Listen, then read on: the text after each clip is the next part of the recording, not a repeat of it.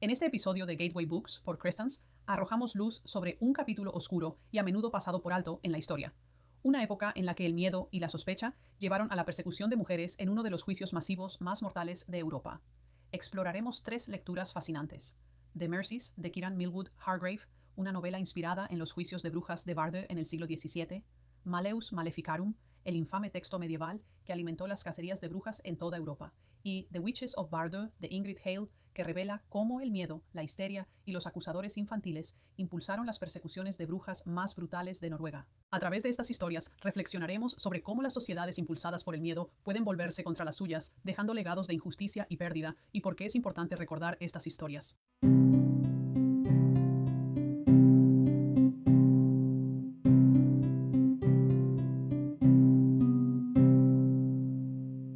Bienvenidos de nuevo a Gateway Books por Crestans, su pasaporte de la ficción histórica a los eventos reales que la inspiraron. Soy su anfitriona, Cindy Cruz, y hoy exploraremos un capítulo oscuro y complicado de la historia que tuvo lugar en una remota parte del norte de Noruega a mediados del siglo XVII.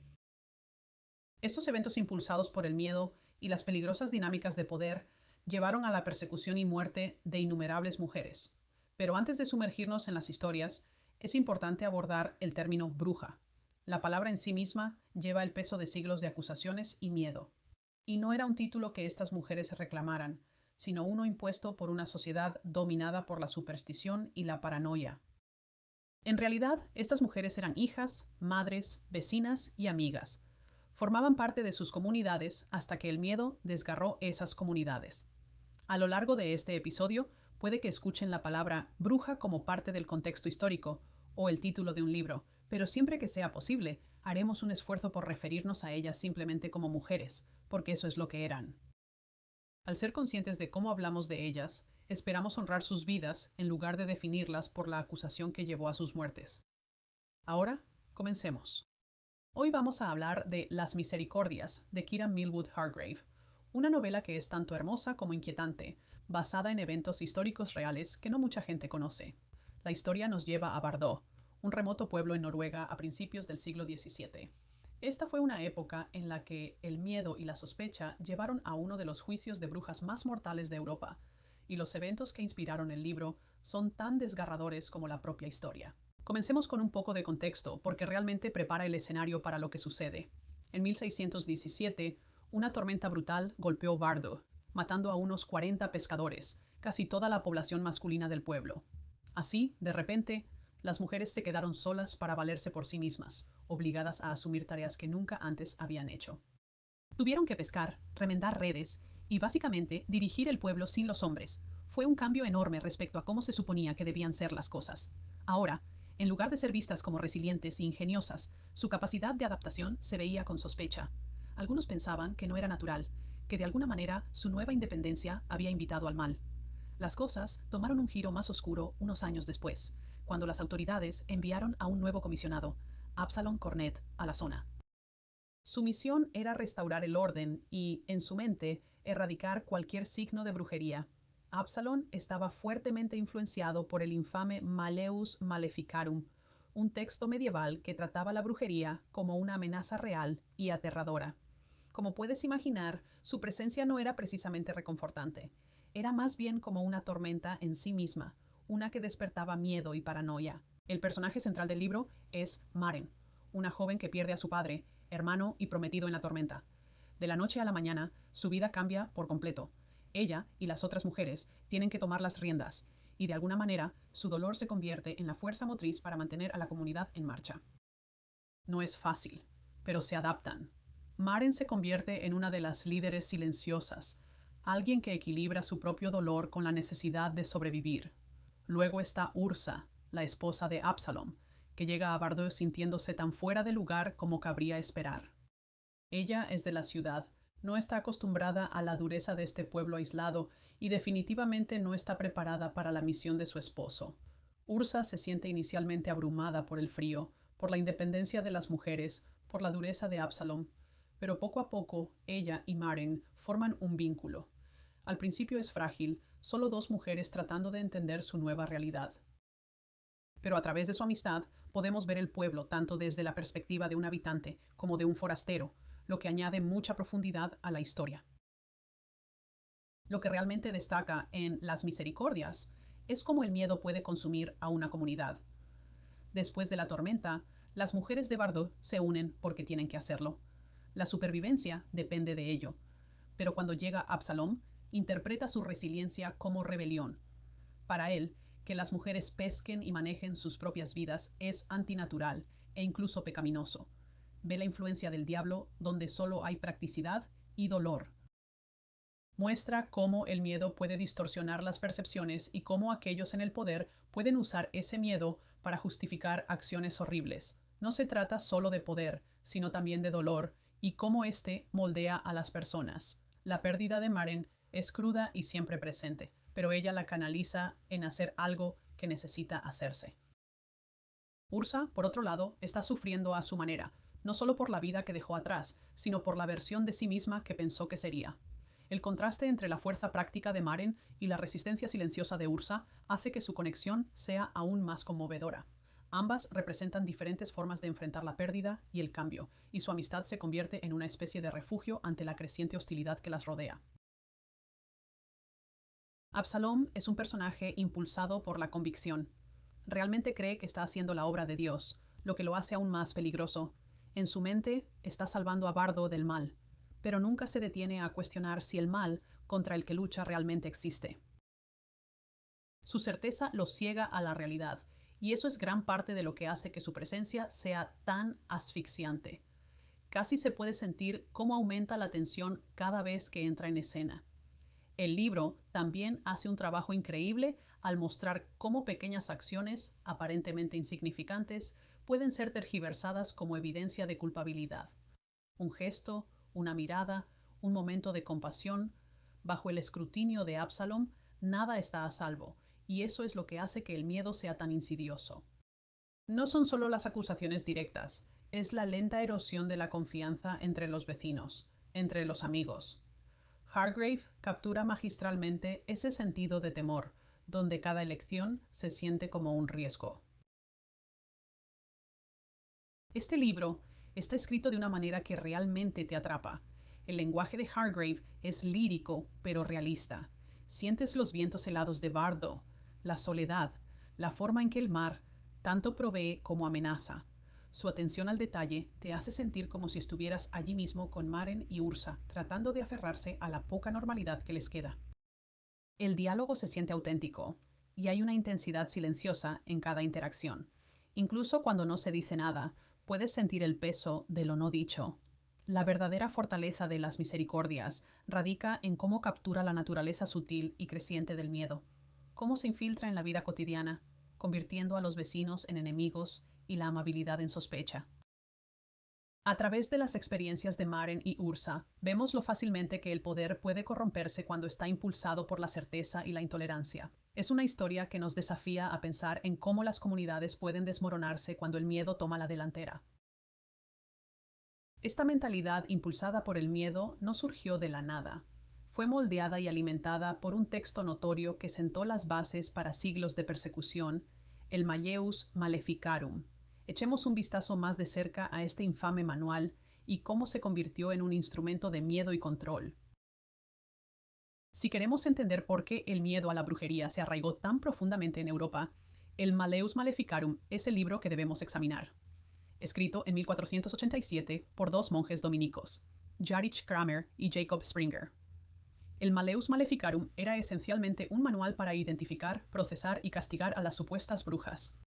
Es difícil exagerar el impacto que tuvo este libro.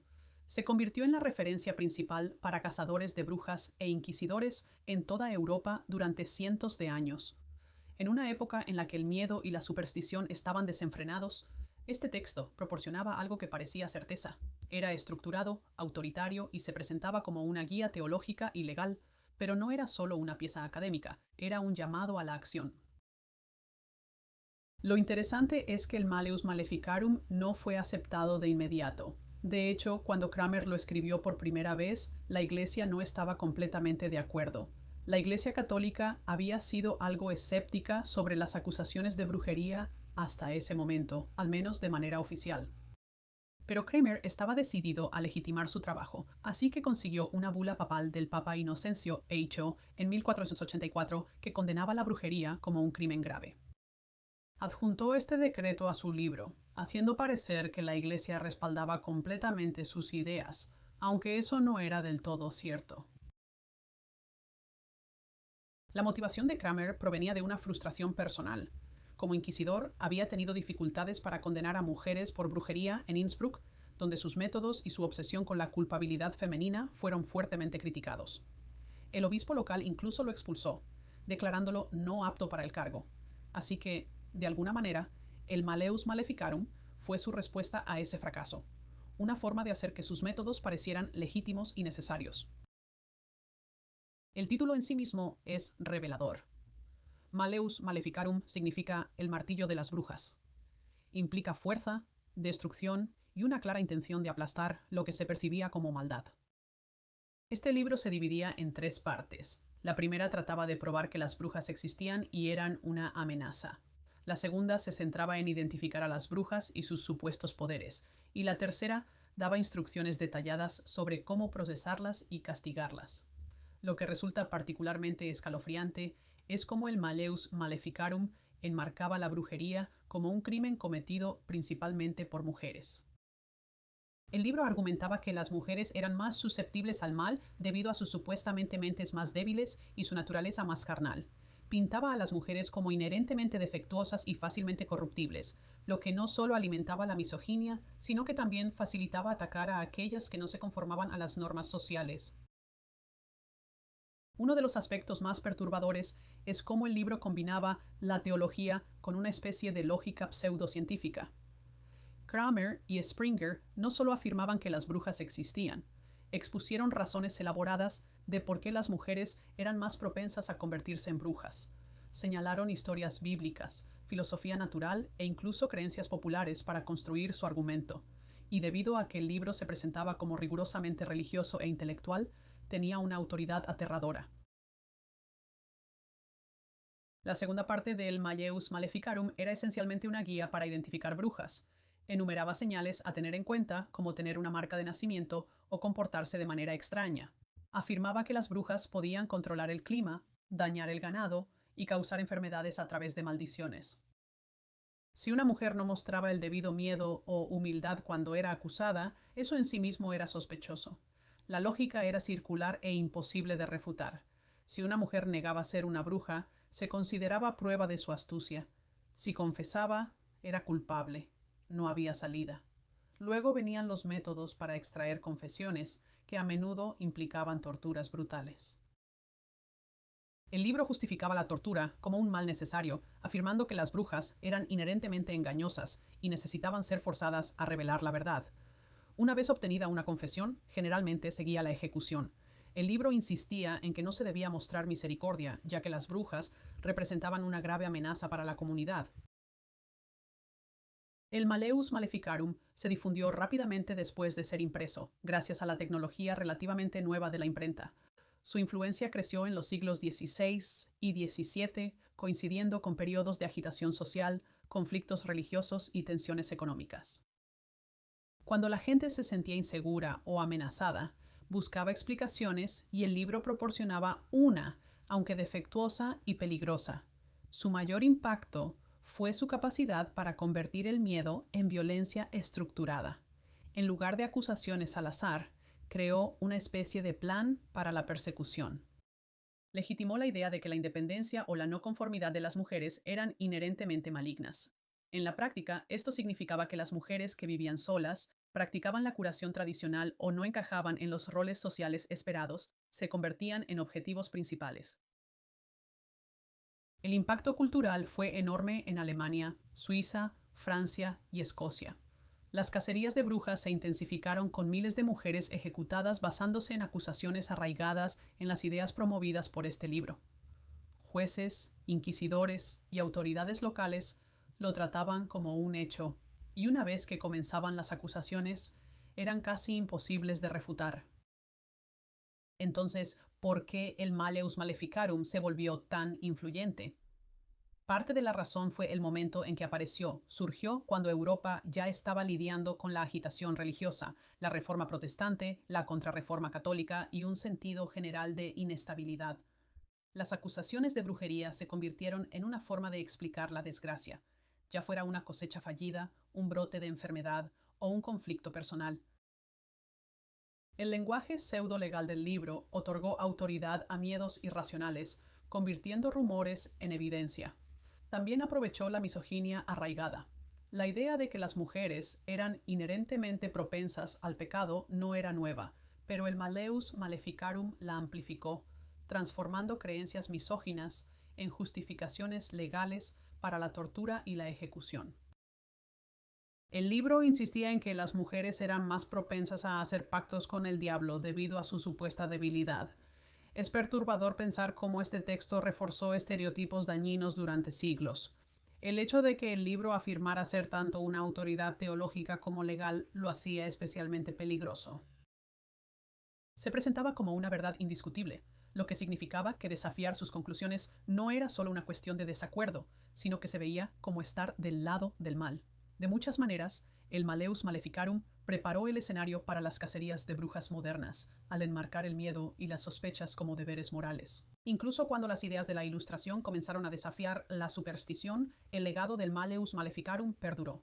La percepción de las mujeres como inherentemente engañosas o moralmente débiles persistió, incluso después de que el miedo a la brujería se desvaneciera.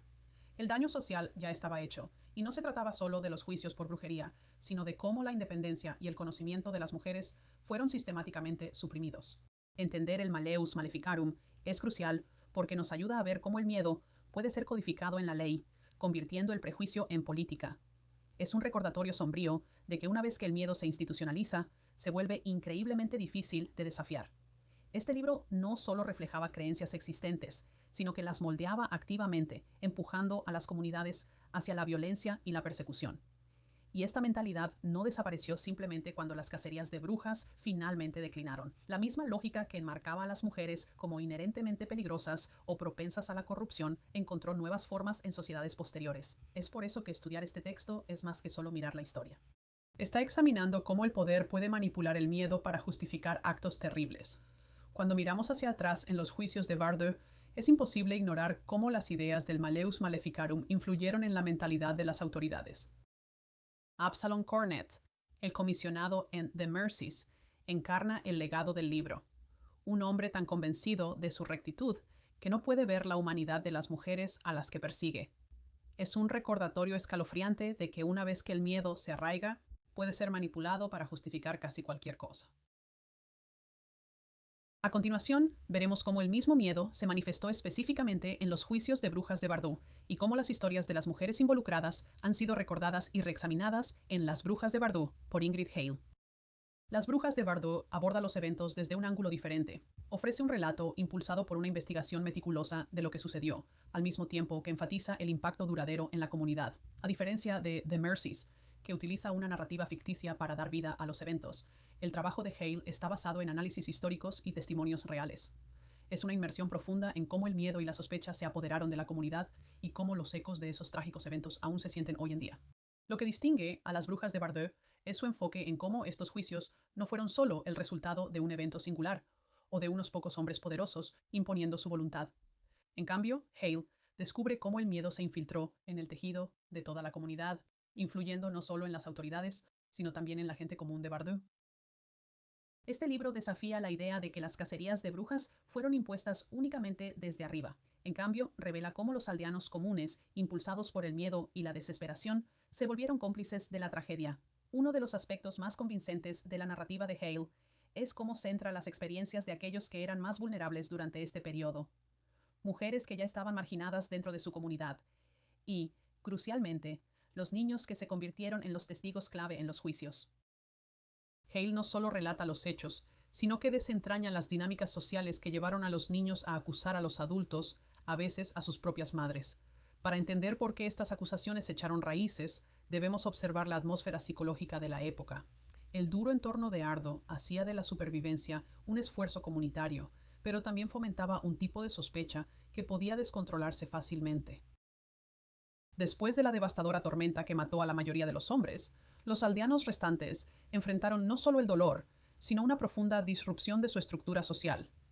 La necesidad de explicaciones para encontrar una razón detrás de su sufrimiento los hizo susceptibles a la idea de que algo maligno había infiltrado sus vidas. En este ambiente tenso, los niños se volvieron particularmente vulnerables a la influencia.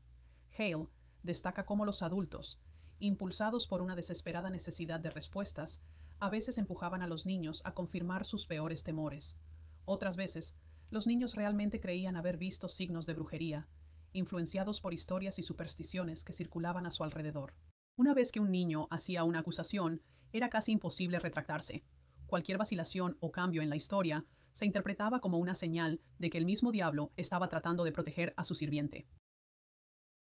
Un caso en el que Hale profundiza involucra a una niña llamada Ingeborg, que apenas tenía 12 años cuando se convirtió en una figura central al acusar a varias mujeres. Su historia es desgarradora, porque a través de la cuidadosa reconstrucción de Hale, vemos cómo la incertidumbre inicial de Ingeborg se transformó en certeza mediante el cuestionamiento repetido y la presión de los adultos.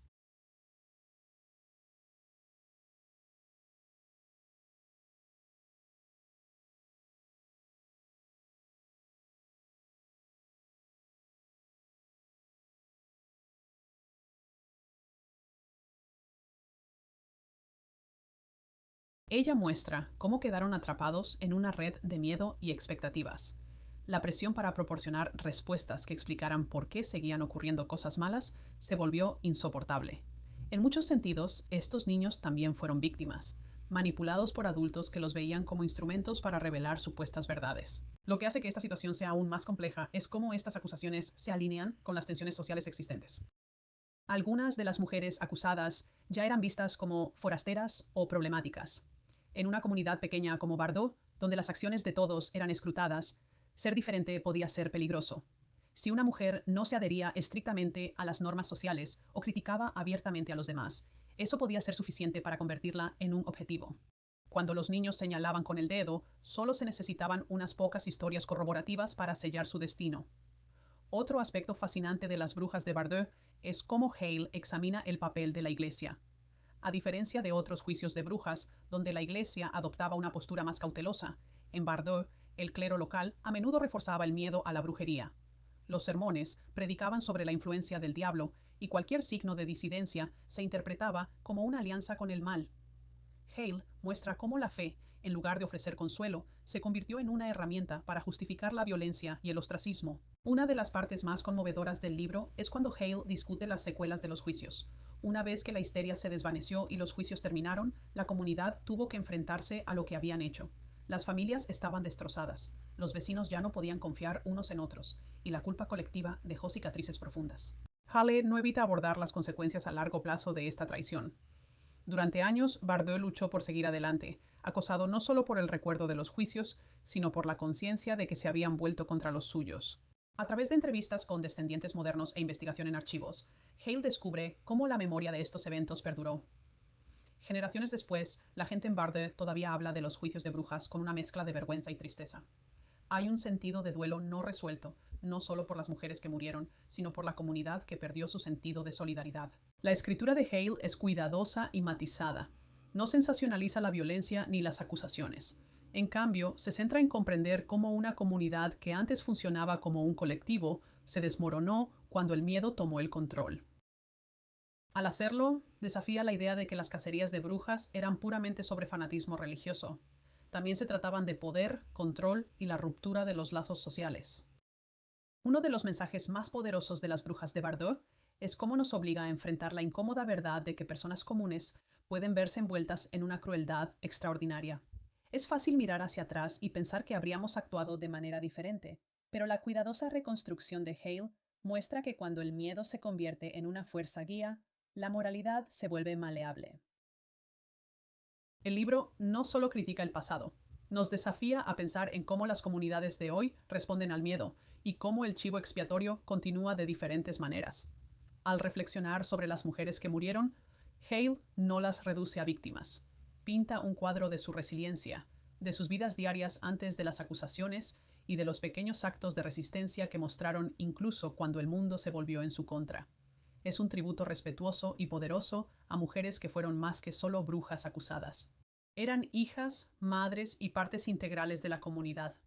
Al centrarse en las historias humanas en lugar de solo en los juicios, Hale nos recuerda que la historia no es solo una serie de fechas y hechos, sino un tapiz de experiencias humanas, cada una con su propio peso y complejidad.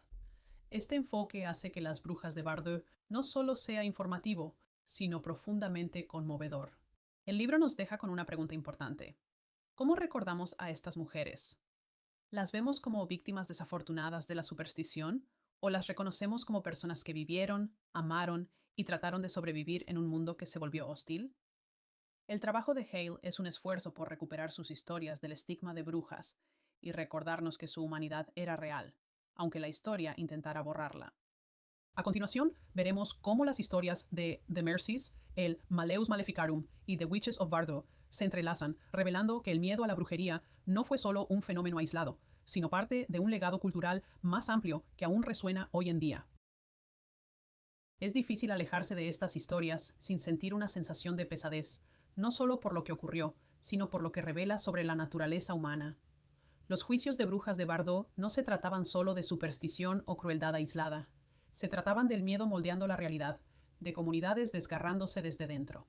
Lo que más nos queda es cómo fácilmente el miedo y el poder pueden distorsionar la verdad y cómo los ecos de ese miedo pueden perdurar por generaciones.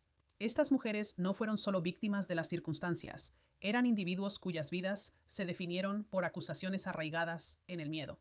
Al final, 17 mujeres perdieron la vida, ejecutadas no por quienes eran, sino por lo que el miedo hizo creer a la gente sobre ellas. Explorar estos libros nos deja reflexionando sobre cómo reaccionamos como comunidades ante la diferencia y la incertidumbre.